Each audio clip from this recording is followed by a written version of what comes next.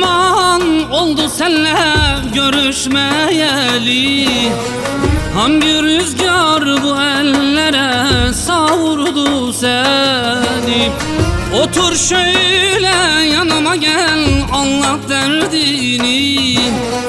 Hangi zalim üzdü senin koç yüreğini? Otur şöyle yanıma gel, anlat derdini. Hangi zalim üzdü senin koç yüreğini?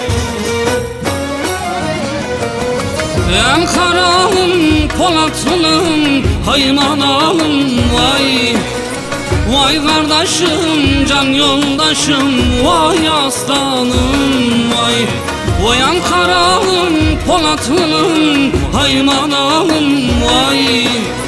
Vay kardeşim, can yoldaşım, vay aslanım vay.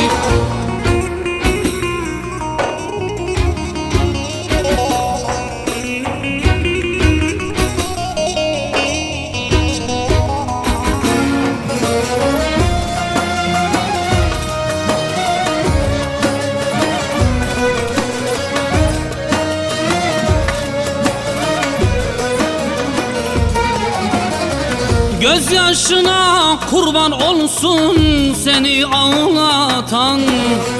Dermanını verir elbet derde bağlatan. Erkek adam ağlamazmış deyip utanma.